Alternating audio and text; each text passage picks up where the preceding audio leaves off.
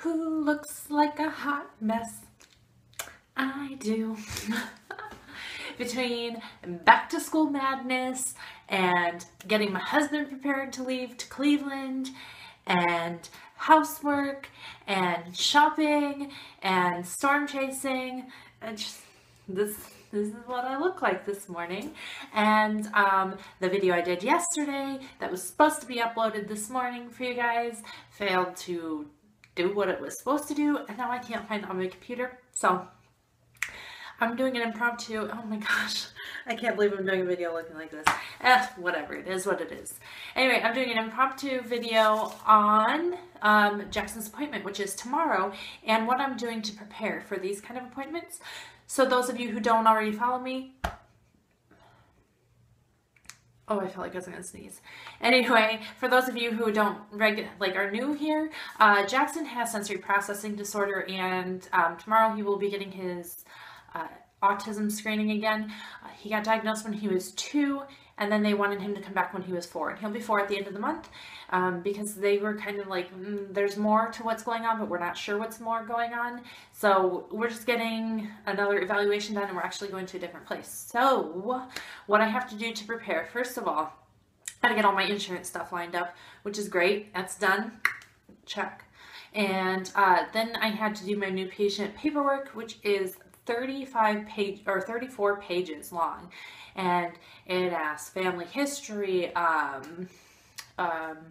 in-home dynamics, like his medical history, my medical history, my concerns, and then when did he start walking, when did he start talking, when did he start rolling over and crawling and babbling and sentences and 2-word sentences, and it's extensive. So if you have a child that you have any concerns about, my suggestion, be detailed in your, document it somewhere. I don't care if it's even a notebook or whatever. I'm lucky I could look back on YouTube and on Facebook and things like that and kind of try to figure out how old he was when this happened and that happened.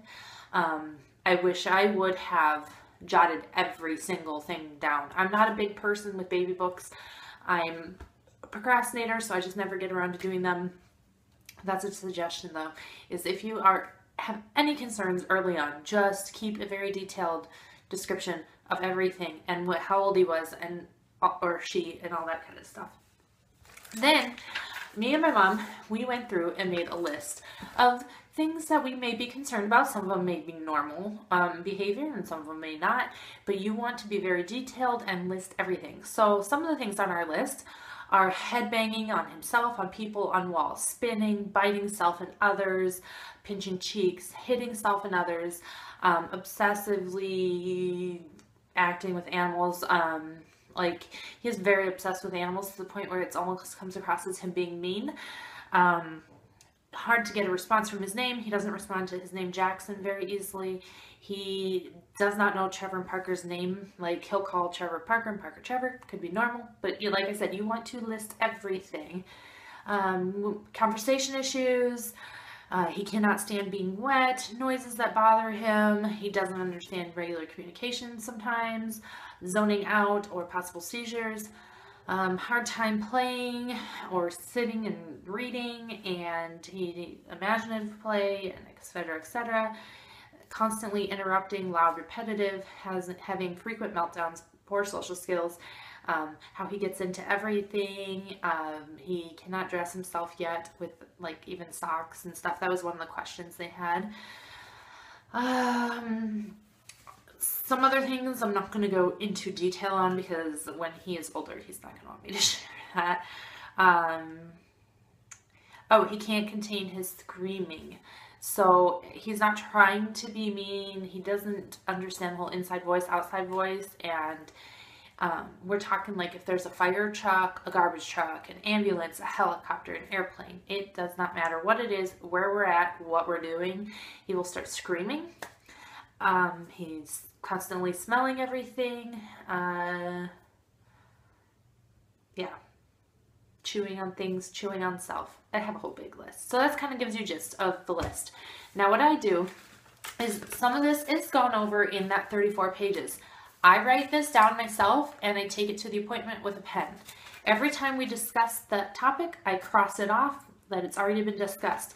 And then once we're like winding down, if there's anything left unchecked, then I can go back and say, oh, I wanted to talk to you about this and this and this and this and this. So that's a good thing to have. And I just keep adding to the list if I think of things as they come. So that's really good. You want to have a list. This is a big appointment. I've waited months and months and months to get into this appointment. It usually takes anywhere from 6 to 8 months to get into this place. So I don't want to forget anything at all. So I'm being very detailed. It's a 2 to 3 hour appointment. So I'll have plenty of time to discuss everything with the doctor. So that's what we're doing. Now, normally for these kind of appointments, you want to have your spouse or the parent. If you guys are divorced or separated, you want the other parent at the appointment with you if at all possible. Chris cannot come with me to the appointment because he is going to be in Cleveland. So my mom is coming because she spends a lot of time with us. You guys know that. I mean, you see her a lot in my videos and I talk about her a lot. So she's coming with us because it's good to have others' perspectives. I got all of my medical stuff in order. So all of his prior evaluations, doctor's appointments, like doctor's notes from these specific type topics that we're talking about. Therapy, I had to get therapy notes and evaluations together, and like just because you can't just call and say here's the places we went to. So we got all of these records compiled and I've had them faxed over. I did that a month ago because I did not want to stall on that because sometimes it takes a little bit to get all the records together. And he's had a lot, like he's had the EEG and the swallow study and different developmentalists that he went to and the pediatrician and the different therapists and etc., etc. If they're school-age children, they are most likely, a lot of places will give you a sheet to give to the teacher or a daycare center or whatever and have them fill out the questions, and they have like basically the same kind of stuff they're going to ask the parents except like in the classroom. Oh man, I look tired. I am exhausted. So you're going to just want to be as thoroughly prepared as possible. Like I said, you most likely are going to wait a long time to get into this appointment, so you don't want to be all disorganized and like you don't know what's going on. So that's kind of what we're doing to prepare for the appointment. The actual day of, so what I'm going to do tonight is I'm going to get his bag packed. We're going to have toys and snacks and drink in there because sometimes at those kind of doctor's appointments, since I said my appointment is supposed to be 2 to 3 hours. So if there's a delay getting in, which it shouldn't be for us because we're going bright and early in the morning, we should be one of the first appointments in the door, so they shouldn't be behind. But if you have one later in the day, it's very possible you're going to have to wait for like an hour or more to get into your appointment.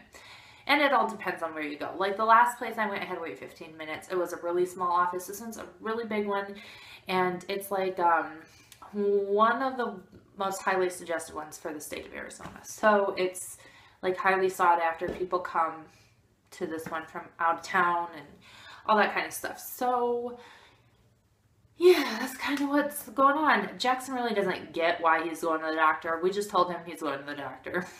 So he'll be fine. I think that's everything. I think so. What am I anticipating out of this appointment? I really don't know. I really don't.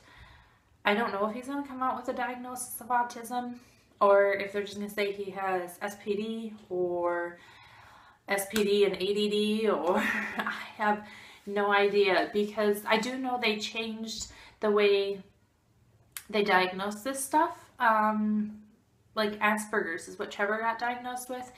And now it's just autism. High-functioning autism is what his official diagnosis is, because they changed everything and they don't diagnose with Asperger's anymore. It's just like a non-existent diagnosis. So I really don't know what to expect, because I don't know what the criteria for diagnosing autism are. And then there are so many, like there's a diagram I saw and it's a big circle, autism. And then there's all these other diagnoses that kind of overlap with autism, and some of them have the same properties, but they're not all the same. So I don't know if he's going to get diagnosed with one of those things, or if they're just going to say that we can't find anything else. So that's what it is. I have no idea. I asked my husband what he thought or what he anticipated out of the appointment, and he's kind of one of those that says, I don't know, we'll wait and see. So, and then my mom thinks he's going to walk out with an autism diagnosis, but I'm really not so sure about that. I really just don't know what to expect, to be honest. So I will do my, for Veda tomorrow, Veda, whatever day it is tomorrow. What is it, the 13th tomorrow? So for Veda Day 13, I will probably, it will be up, no, it won't be for Veda Day 13 because well, it could be. I'll decide. I'll either put it up like a late video on the 13th, like explaining how the appointment went and what the official diagnosis is, or I'll wait and do it on the 14th. So it'll either be the 13th or the 14th when you find out. And if you want to find out sooner than that, you can go over to my Facebook or sometimes Instagram, Twitter. I do all sorts of updates over there. And yeah, so that's kind of what's going on, and that's our game plan for tomorrow. I'm excited just to get it over with. We've been waiting for a long time, like I said, for months. And I just kind of really, well, not just for the appointment, but we've been waiting since he was 2 to really get some answers, because we have a lot of answers or questions that aren't answered yet. So that part I'm really anxious to finally, hopefully finally have an answer to what's really going on with my little man. So all right, guys, I am talking really fast because I got so much to do today. We're supposed to be getting storms again today, tonight, and tomorrow, and I really want to go storm chasing. I've been working really hard on my lightning photography, so I'm keeping my fingers crossed that we get some good lightning and I can get some really nice photos of it. But I'm kind of exhausted. I just need to get it off here. So I'll talk to you guys tomorrow. Either way, whether it be an update or just another video, I will talk to you tomorrow.